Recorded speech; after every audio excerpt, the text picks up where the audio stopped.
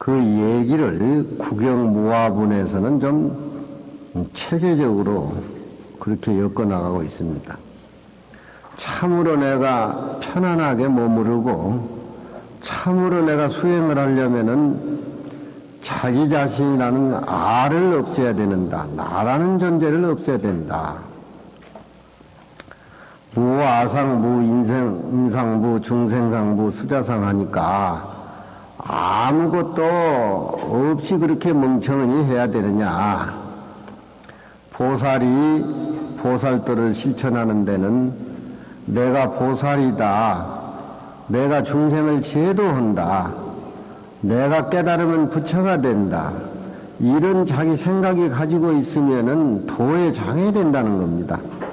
그래서 실제 나를 없애라고 하니까 나를 없애면 나라는 존재는 무엇인가 이렇게 생각이 중생들한테는 들어가는데 나라는 존재를 내세우면은 도 닦는데도 나라는 존재를 내세운 그것에 장애를 받고 상대방과 더불어 보살도를 실천하는 데는 꼭 상대적인 개념을 갖고 살기 때문에 주관과 객관이 나누어지고 또 진정한 하나의 모습을 보지를 못한다. 이런 쪽으로 해서 국영무화본은 참으로 끝내 가서는 이 우주와 한 덩어리 중생하고 부처님하고 둘이 하는 절대 평등의 자리 그 한 자리 그 자리의 깨달음을 통해서 얻어가면서 진정한 내 자신을 없애야 된다. 국영무화본은 아주 강조를 하고 있습니다. 소명태자가 국영무화본이라고 이름을 붙인 것은 소명태자는 장차 천자가 돼서 나라를 다스리는 막중한 책임을 가지고 있는 그런 태자이기 때문에 나라를 다스려도 제왕의 자리에 앉아 있어도 국민을 상대하는 입장에서도 자기를 내세우지 말란 말이에요. 둘이 아닌 입장, 무아.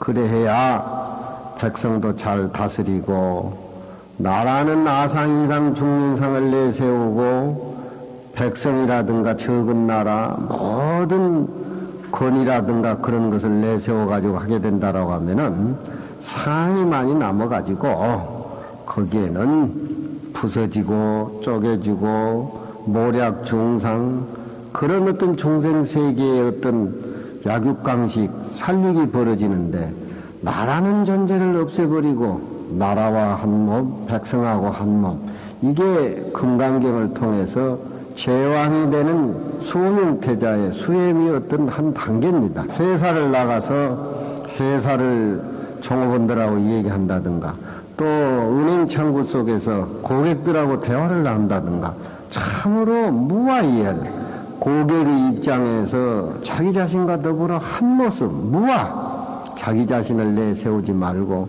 금강경 배운 대로 참으로 법문도 보시바라밀 또 인욕도 보시바라밀 집에 돌아와서도 가정에서도 부모님을 섬기고 가정을 다스리고 진정한 나라는 존재를 내세우지 말고 금강경식대로 열심히 보시바라밀을 하게 된다라고 하면은 바로 그 사람이 사회 주인공이고 집에 부모 노릇 제대로 잘하는 것이고 꼭 나라도 잘 다스려지는 거고 세계 평화도 그 한 모습으로 이루어져야 되는 그건 국영무화본 굉장히 소중한 그런 부분입니다.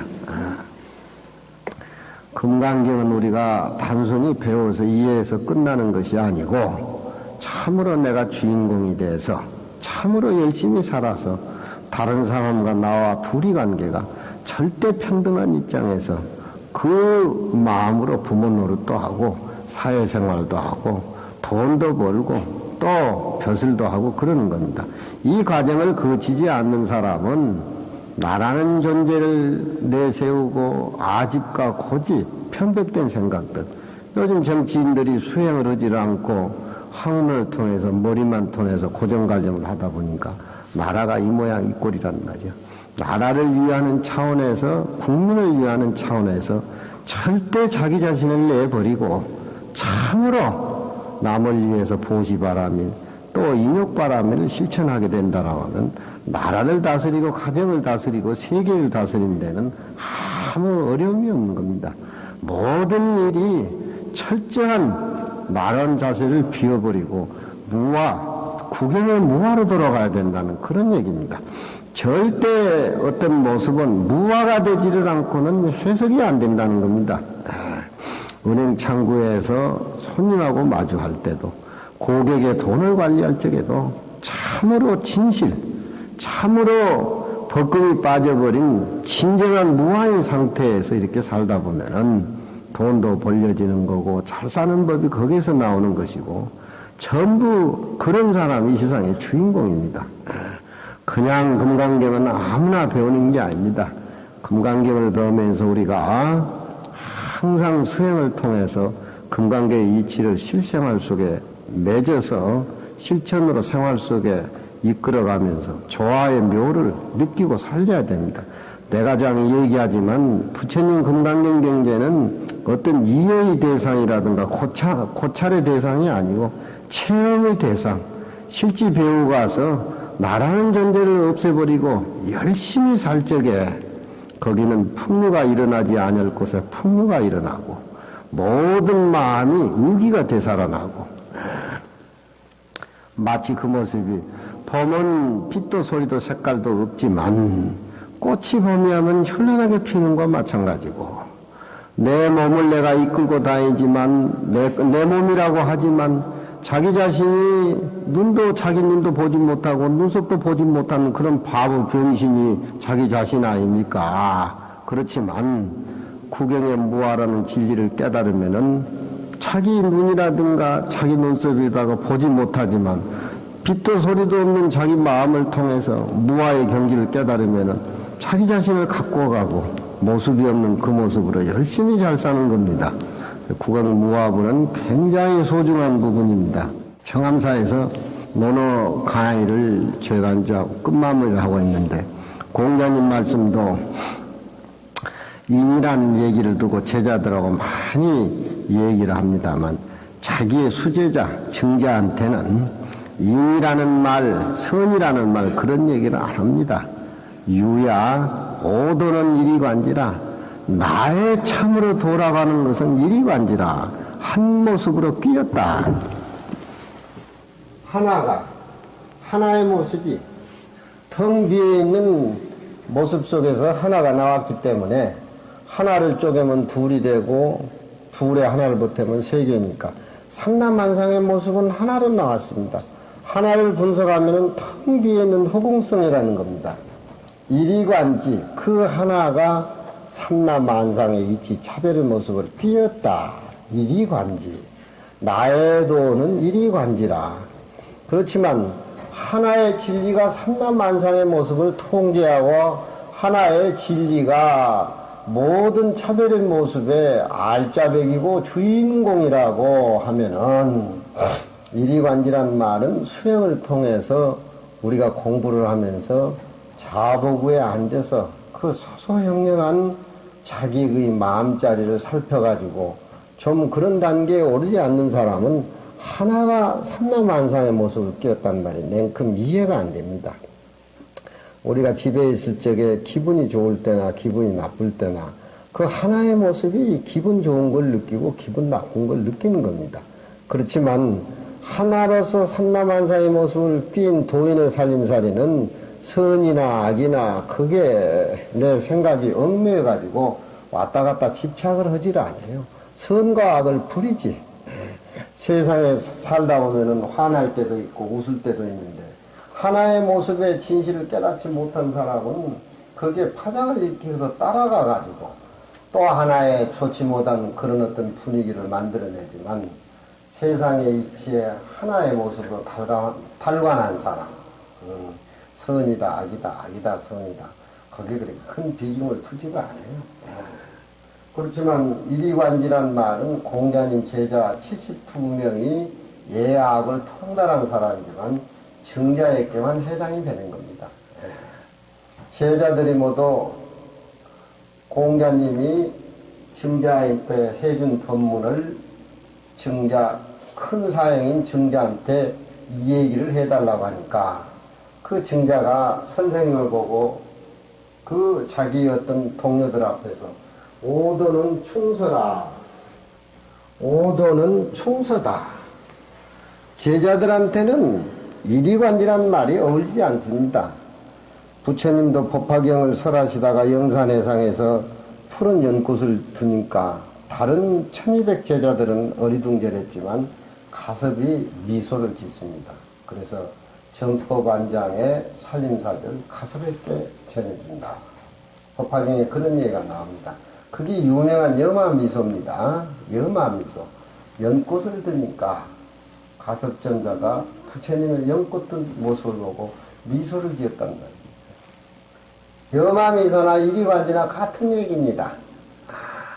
여마미소도 생명자리에서 하나의 모습에서 부처님하고 가섭전자하고 한 모습의 진열을 드러내는 그런 미소지만 거기에 해당이 안 되는 제자들은 어리둥절한단 말이에요. 여마미소나 이리관지나 똑같습니다. 그 미소 속에 비어있는 공간에서 미소가 우러나오는 여마미소. 그렇지만 논어에서는 제자들 앞에 이리관지란 진리가 충과 서로 나와요. 나는 선생의 때 충과 서 얘기를 들었다. 충이라고 하는 것은 진기지충이라 그 자기 자신의 마음의 모든 사량 분별이 다 끊어지고 오직 국가를 위해서 임금에게 신하가 충성하는 겁니다. 자식이 가정에 돌아와서 부모에게 올리는 거나 신하가 임금에게 충으로 보답하는 것이 충입니다. 이 충을 가지고 충이 전체인 사람에게는 그 사람은 어디 가도 다 주인공이죠. 진기직 충하는 사람은 세상에 싫어하는 사람이 누가 있겠습니까? 도둑놈의 세계, 깡패의 세계 가도 저건 다 통하는 겁니다. 충이란 말.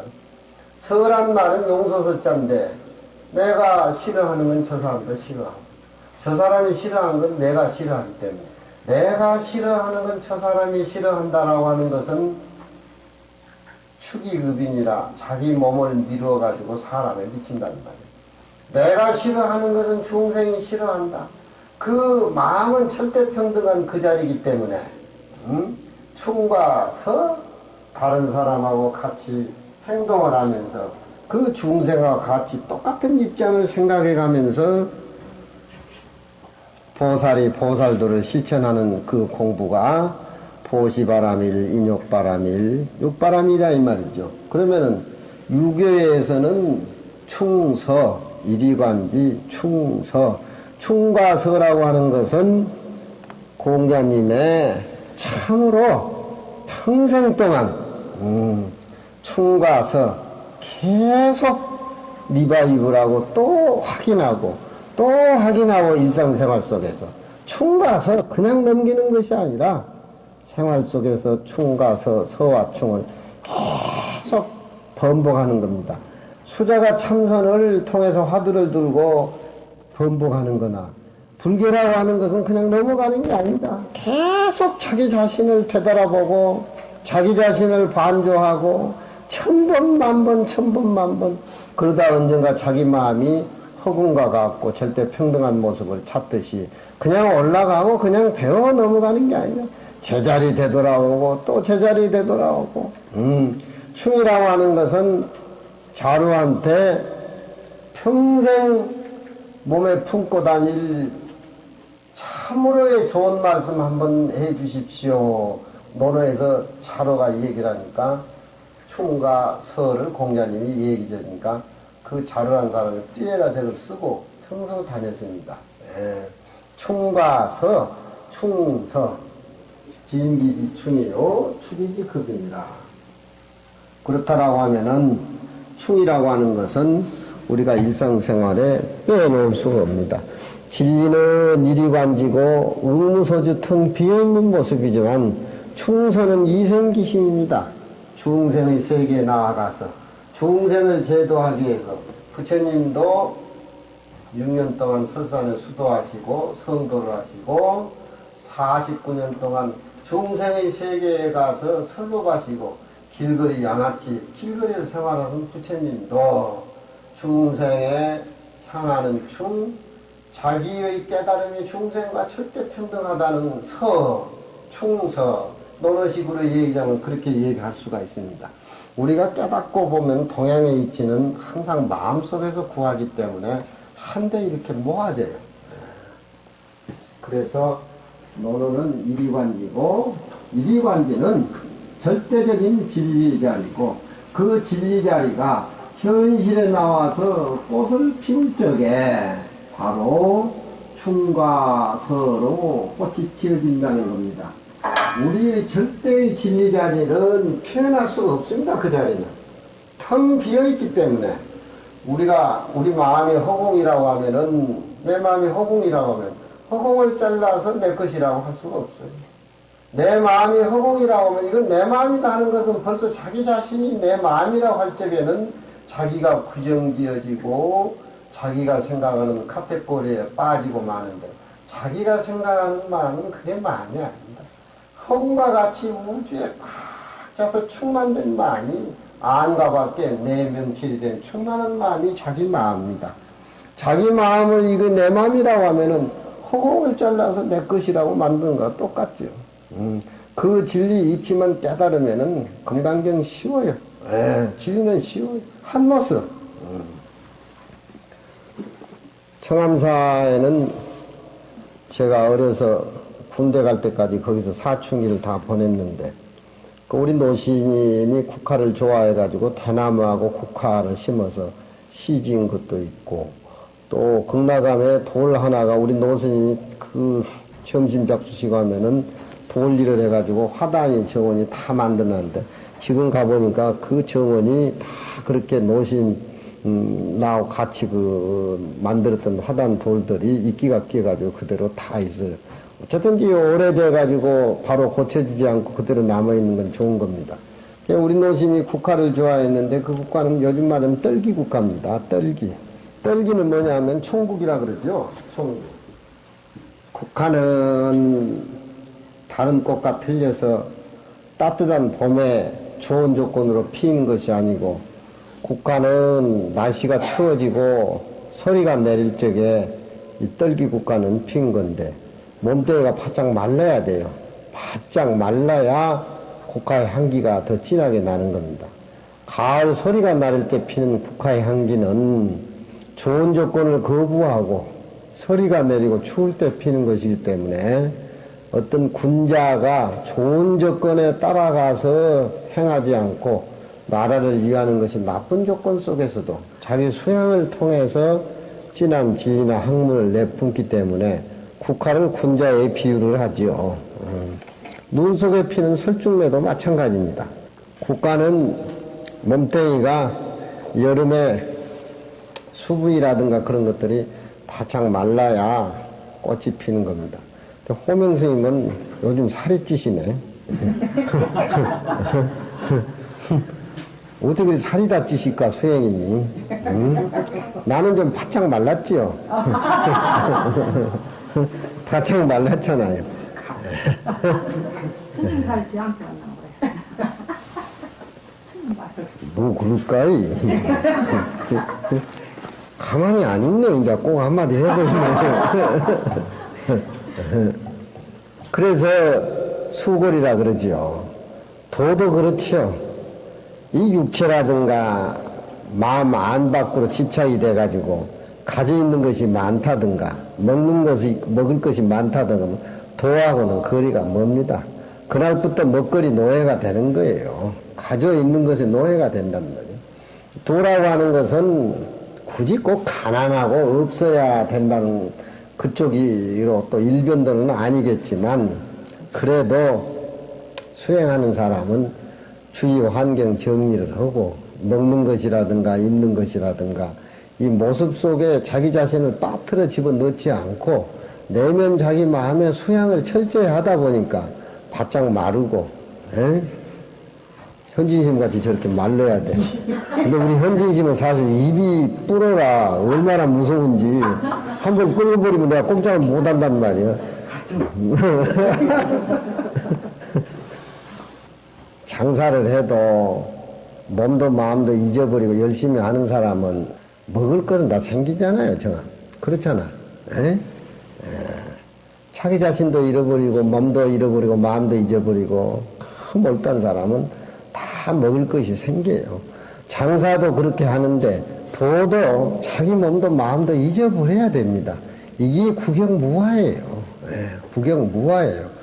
잊어버리라고 하니까 아무것도 없는 같이 생각이 되지만 그게 아니에요. 아무것도 없는 것이 모든 있는 것을 만들어냅니다. 모두 있는 것을 만들어내요. 없을 무자가 우선이에요. 없을 무자가 비어있고 없을 무자가 우선이라는 진리를 깨달은 사람은 차별의 모습에 얽매이지를 않습니다.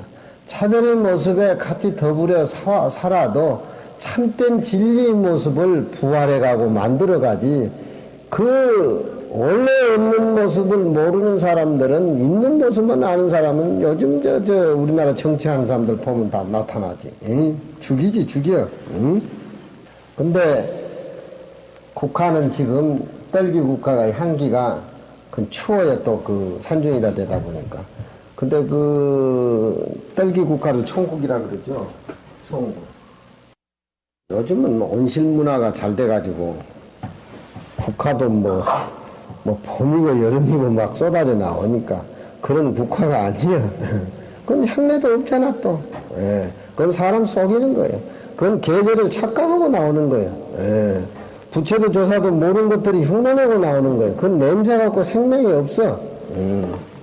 근데 그 청암사 강주심이 저 국화차를 잘 만들어 구중구포를 해가지고 국화차를 만드니까 그 독한 것이 희석이 되고 맛이 좋아요. 근데 그럴 때는 9월 9일이라든가 도연명이 국화를 울타리 밑에서 캐들고 하는 그런 시를 우리가 생각하게 되는데 그 앞대가리가 그러지.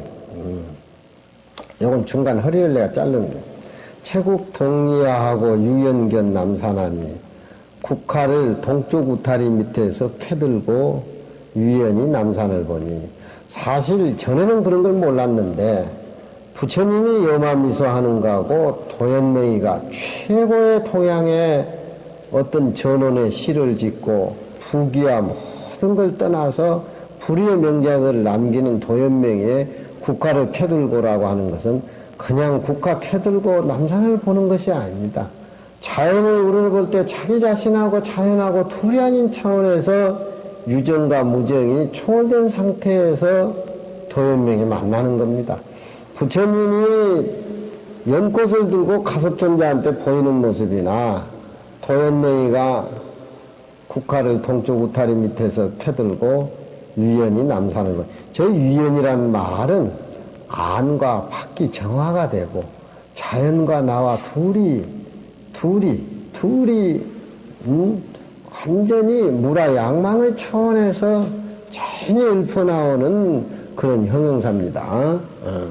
유연히 남산을 쳐다보니, 산과 자기 자신이 둘이 아니죠. 저 산은 법화경에 보면은 안주불덩이 여수미산이라, 산이라고 하는 것은 움직이지 않는 우리 본래 모습의 당처를 얘기를 해요. 안주불동해 가지고서 수미산과 같다. 산에 앉으면은 일체가 모든 것이 다다 텅 비어있는 공으로 파악이 돼가지고 마치 허공과 같다. 법화경에 그런 얘기가 나옵니다. 좀 어려운 얘기지만 유연견남산이라고 하는 것은 자연에 파묻혀서 자연과 다와 합일이 된 모습의 도연명이 아주 그냥 참으로 진리의 절대 평등한 자리에 안주한 것을 견남선이라고 그렇게 봅니다. 산기는 일석가한데 비조 상려하니라. 산 기운은 저녁 노을이 땅거미가 찾아올 적에 가을에 더욱더욱 아름다운데 비조 상려하니라. 많은 새들이 서로 되돌아간다. 이게 차별의 세계 모든 모습들이 하나로 이렇게 되돌아오는 겁니다.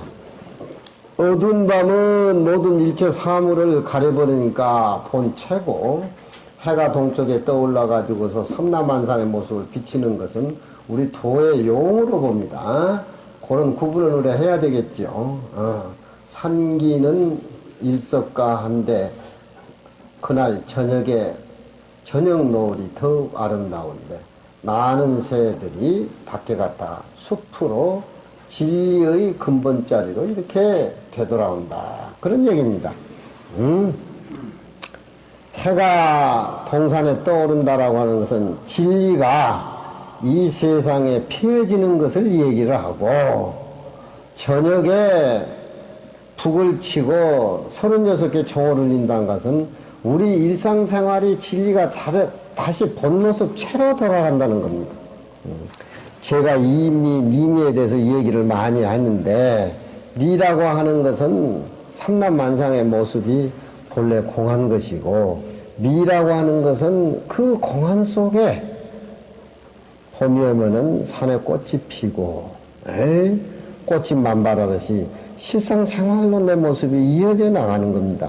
세속 사람들이나 생활에 묻혀서 한 사람은 저런 얘기가 안 되지만, 우리 절집안에서 공부를 하고 사는 우리 입장에서는 참 그 마음의 한 모습으로 보기 때문에, 법계, 그렇게 되면은, 법계라고 얘기하면은 불교에서 화엄법계라고 얘기하는 것은, 법계라고 하는 것은 세속에서는 저런 소리를 안 하지만, 법계라고 하는 것은 불법의 세계, 불법의 한계에서 얘기할 적에, 법신은 절대 진리자리고, 화신은 그 진리자에서 나와가지고 중생을 교화하는 서감의 부처님의 화신이라고 하니까, 그 참된 근본 진리 본체하고, 부처님이 중생을 제도하기 위해서 밖에 천배것가신 몸을 놔두는 부의 법신과 화신이 합서가 법계라는 겁니다.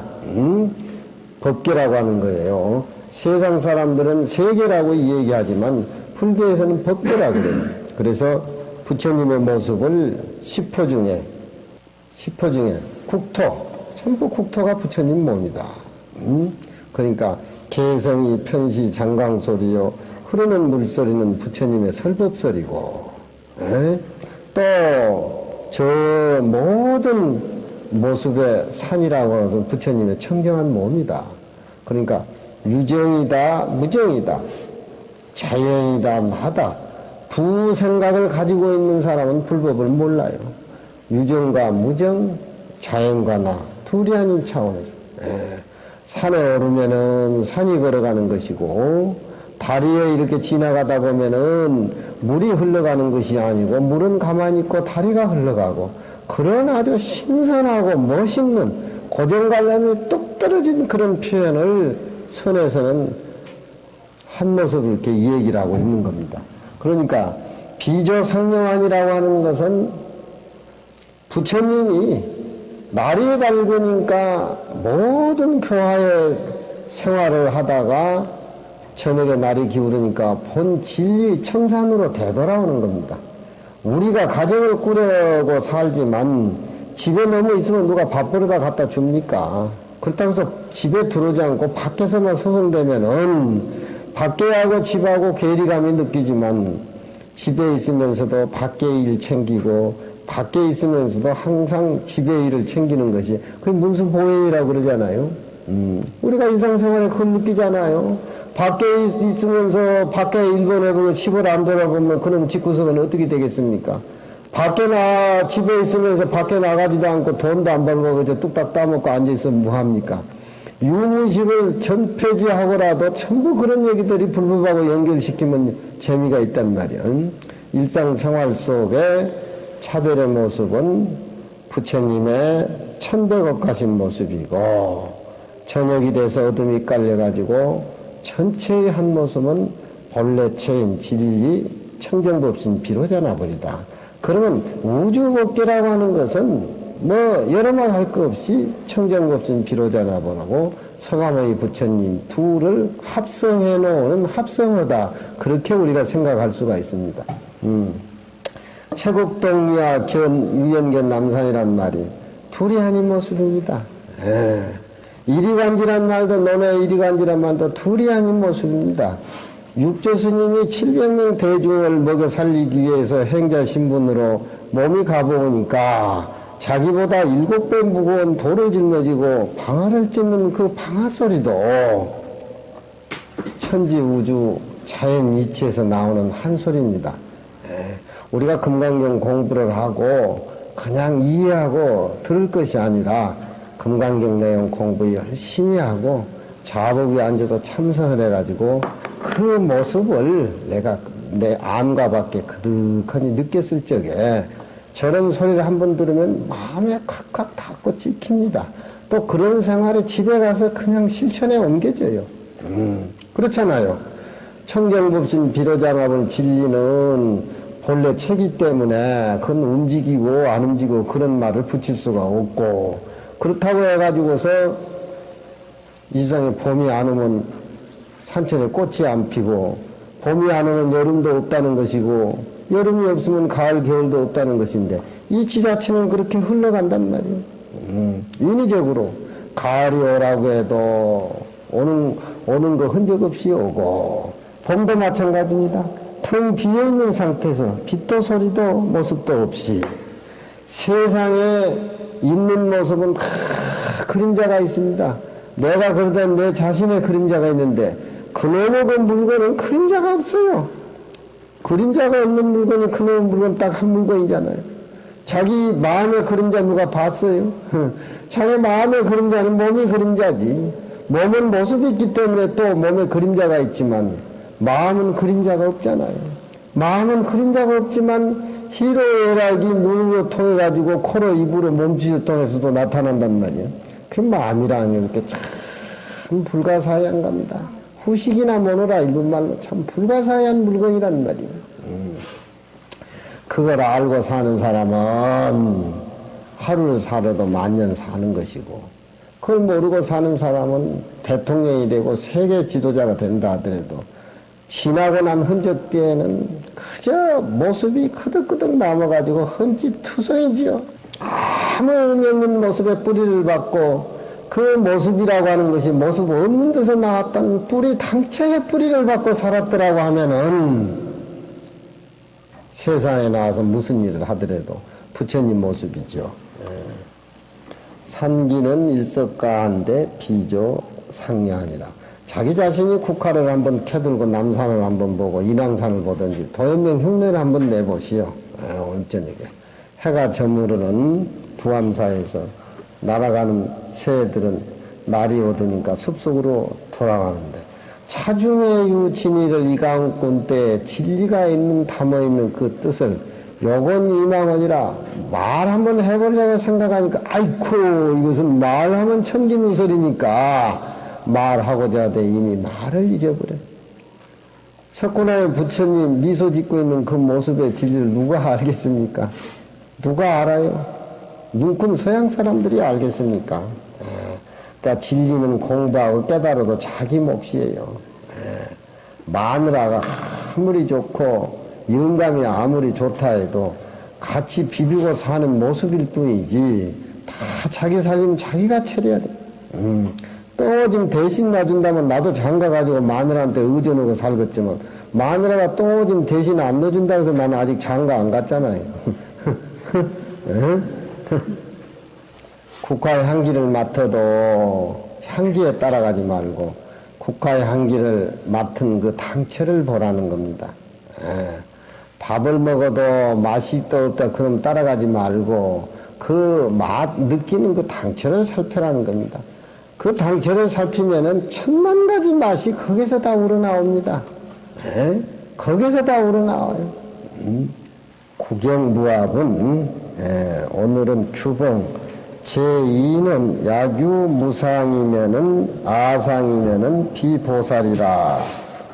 만일 아상이 나라는 존재, 나의 모습, 내 몸뚱이도 따로의 어디 독립돼서 있는 것이 아니라 치수하풍으로 구성이 된 내 몸뚱이인데 분석을 해봐도 내 몸뚱이랄 게 하나도 없습니다. 다시도 다 반납해버립니다.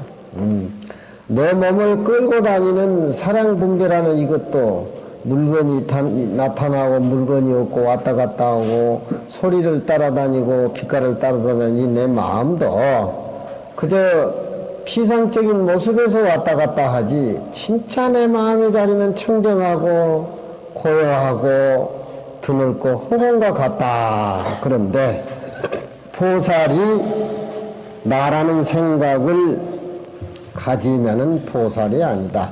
보살이라고 하는 것은 논어에서는 군자를 얘기합니다. 군자는 공을 위해서 나라를 위해서 임금에게 충성을 하고 백성을 되돌아보는 것이 군자고, 보살은 바람의 실천을 통해서 아공법공을 얻어가지고 부처님이 돼가지고 중생을 구제하는 한 모습의 진리 표현인데, 그 중생을 제도해도 중생을 제도 다 했다는 흔적마저도 없는 보살이 내가 보살도를 실천한다, 내가 절에 다니는 금강경 공부하고 열심히 한다, 어떤 이런 생각을 내게 된다면은 보살이 아니라는 겁니다. 근데 세상 사람들은 전체 투성이가 그거지요. 절에 간다, 누구 물건을 줘서 남에게 이익을 줬다, 뭐 한다. 그거 빼놓고 나면 세상 사람은 없습니다.